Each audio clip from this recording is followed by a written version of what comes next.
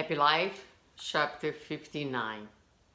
Keep up your courage as you struggle, no matter what the situation is. Some pathways are less difficult to travel, yet all pose a challenge. There is an assumption that if you work for the good of others, you yourself exempt from obstacles and difficulties. That is a fallacy. People are the same everywhere. St. Vincent of Paul, who did so much for the poor, declared that they were very demanding and ungrateful. So have courage, always. So this passage, the most important thing is that we understand what is the purpose for our lives. We're here with the objective, with the goal of learning, particularly to love, of growing, of seeking enlightenment. So life is going to be made of struggles. The struggles are just a natural part of our lives. No one grows without struggling. No one grows without obstacles, without difficulties.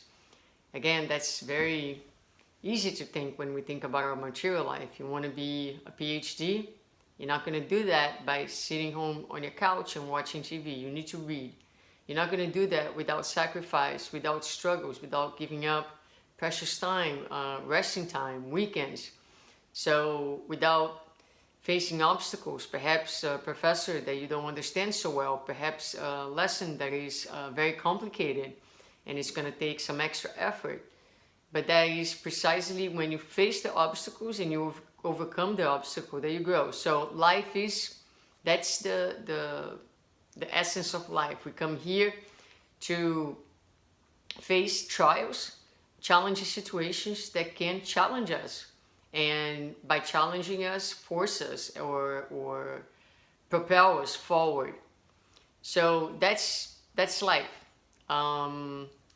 When we want to become stronger, we put ourselves into a gym, we run, we sweat, we experience soreness, we try to lift heavier each day, whatever our goal might be. It's a struggle. You are going to feel fatigue. You are going to strain your body.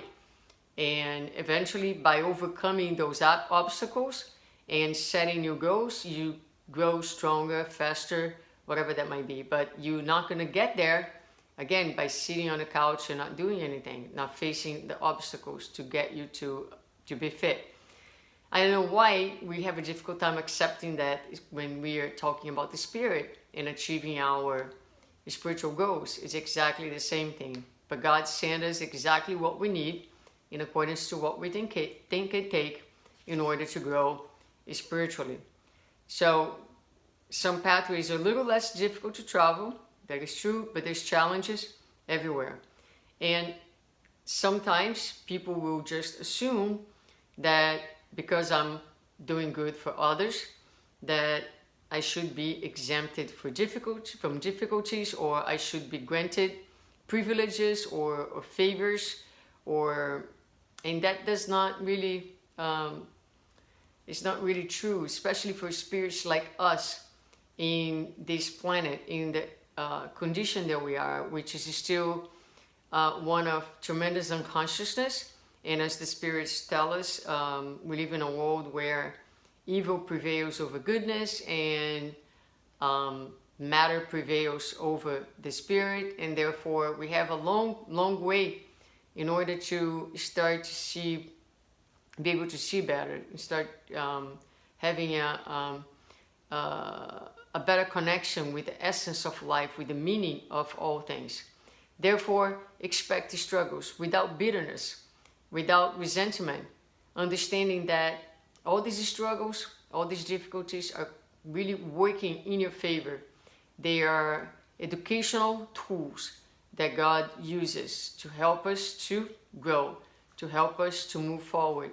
And as we overcome these obstacles, we are actually in a better place, more happy, more peaceful, in more harmony. And this is the goal of life. So let's bless every single opportunity and understand that if it's given to us, it's because we're capable of overcoming, and that something good always will come after each obstacle and after each struggle.